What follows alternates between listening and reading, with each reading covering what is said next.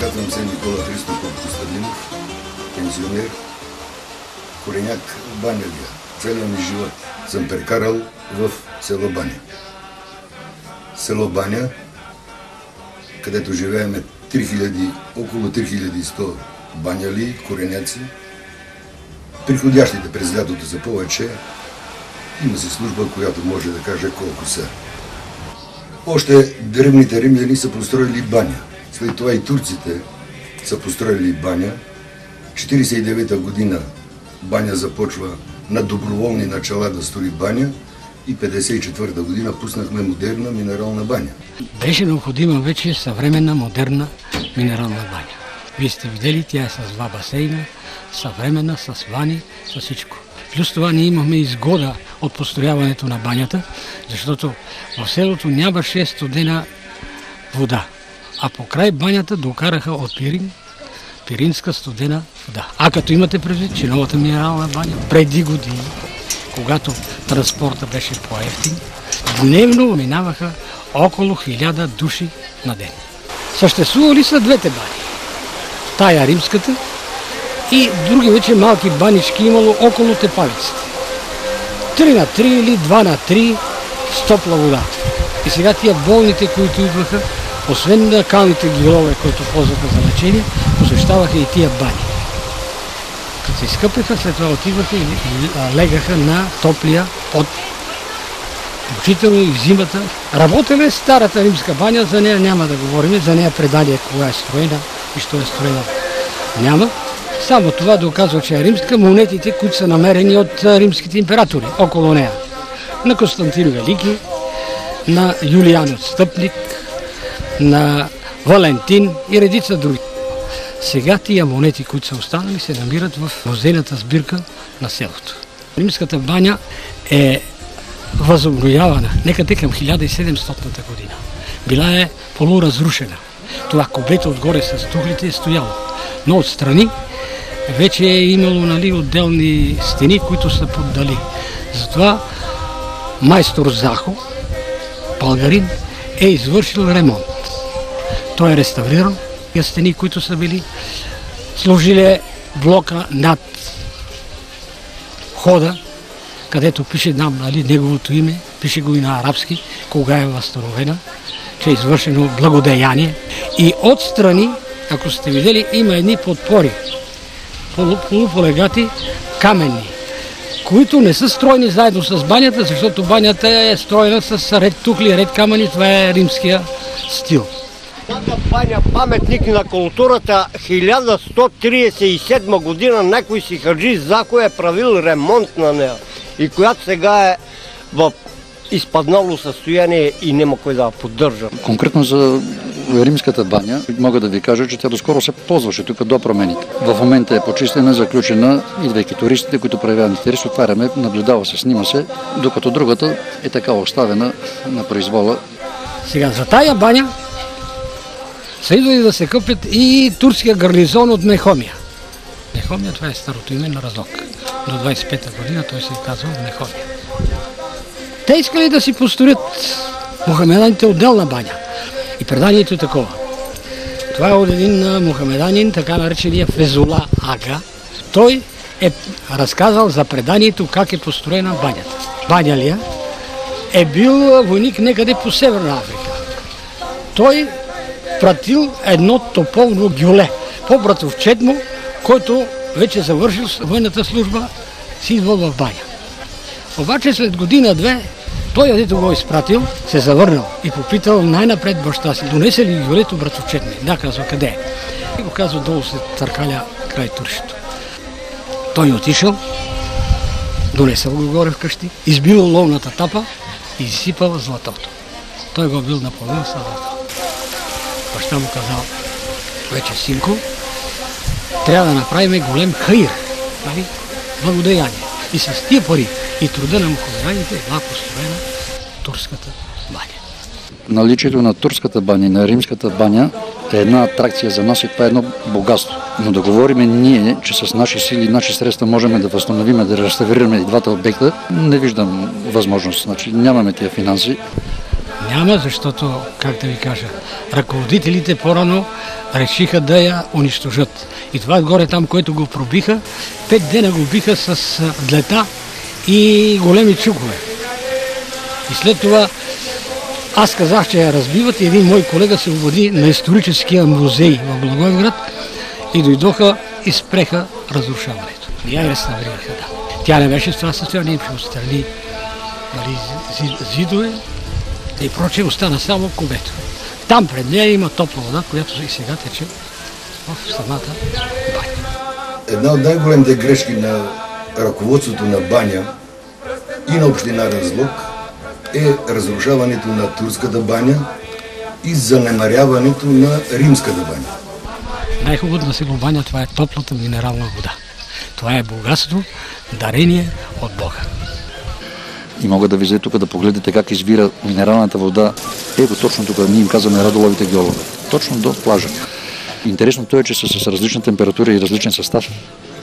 Температурата най-високата е до 58-60 градуса. Ползва се от основната баня тук, оранжериите.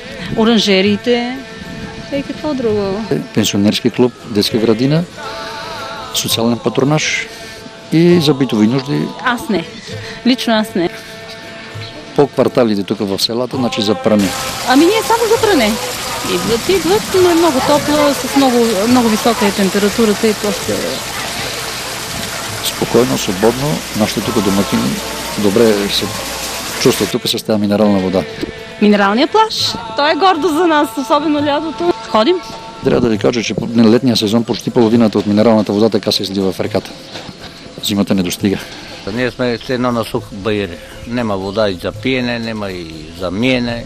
Една изтича по реката. Перална има общо там да се пери под банята отдолу. Там е събрана водата. Водата минава из оранжерите, минава в реката и нищо не се връща. Едно време водата минаваше изленена фабрика горе на релита с помпи и се работеше. Тук се, например, белявате, то не ми трябвало да кажувам за историята на село. Минералните извори сега не са 72, беха 72, сега са в 13 сондажа с 70 литра в секунда. Баня предлага много по-добри възможности от Банско, само поради факта, че има над 31 литра минерална вода в секунда, които се изливат буквално по улиците на града. Трябва да отбележа, че нашата вода, банянската вода, е изключително лековита. Сега в момента, благодарение на това голямо богатство баня, минералната вода, е бум. Първо, имаме вече шотландски учен, който построи 2 къщи.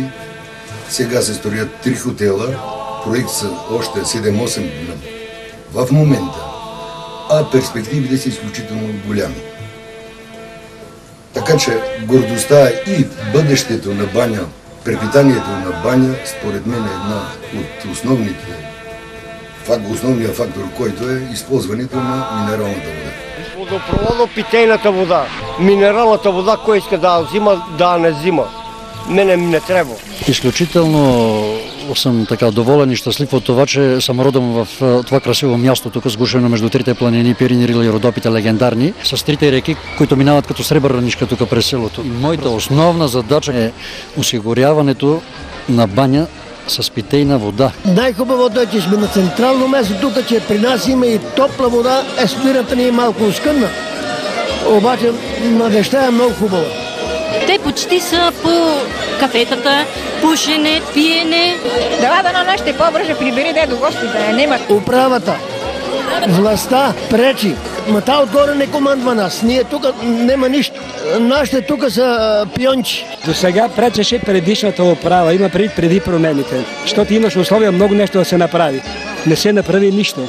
Тога Сръбия разсипава съблекалните, разсипава басейна, перална стана, накрая па и тухлите и камъните не сигнал. Ако искаш ме снимай, ако искаш не ме снимай, иш ми не пука. Кажувам си направо чисто откровено. Тук от 2-3 години се чувства големо оживление. Сега се правят 4 хотела, да плажа вече е придобивка голема. Софиянци сега има търса парцели, търса места, изкупа се много места. Това всичко предполага, че бъдеще има голямо село. И аз съм оптимист, вярвам, че младите хора, че живеят в добро село, хубаво село. Какво искаме да има? Значи да бъдат по-чисти улиците, да се благоустроява селото. На нас ни е все едно на старите вече. Аз с така задоволство искам да споделя пред вас, че младите хора не напускат баня. Точно обратното. Стават тук в баня, работи се в баня, баня има своята перспектива. Хората се веселят все пак. Какво да правиш? Това е едно успокоение, някакво вдъхновение, някакво... Очакваме го с нетърпение все пак, да дойде първата седмица от месец юли. Всичко хубаво. Като сме здрави, това е най-хубаво. Ще да кажеш, като става където, ще речеш, че е хубаво. Хубаво е нищо. Нема се марш. Има много малки пенсии. Виждаме сега всичко тук пълно, обаче откъде да вземеш? Паричките са колкото за прехрана даже не достига.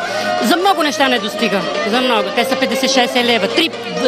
Три бележчици от 20 лева и това е. Пара нема, пари нема. Не може да се развива. Сега строят хотел горе, тук друг хотел. Тия чурбаджиите да взимат найеми един ден от тях, а сиромало си е пак сирома. За хората, за вънкашните ще има, за нас няма да има. Село Баня е едно от най-привлекателните места в района на Банско и Разлог. В момента може би най-привлекателният център за инвестиции. Някои очакваха автоматично с идването на инвеститори в село Баня изведнъж да тръгне рязко и търсенето на работна ръка с големи заплати, с доста сериозни средства и благоустройство на селото, но това не се случва. Средствата от Красива България, от присъединителни фондове, които ще потекат в България, знае се, така поне обещават, трябва да бъдат дадени на Баня. Баня ли могат да докажат, че ако малко ни се помогне, ще постигнем нашите мечти. Хората трябва да разберат, че от тук нататък всичко е в техни ръце. Ако те искат да правят нещо, трябва малко да положат усилия и върху себе си. Младите хора на Баня нека да бъдат спокойни, че работа ще има. От тях се иска образование, квалификация, просто да бъдат готови да посрещнат предизвикателствата. Нашия район се развива именно в тая насока. Селския туризъм, а и условията, които имаме тук. Минералната вода, планината, зимния сезон е нещо, което си заслужава и мога да кажа на всички добре дошли. Думите на Антон Страшимиров. И той казал така. Красотите на цялата разложка котловина един ден ще бъде един кът като в Швейцария.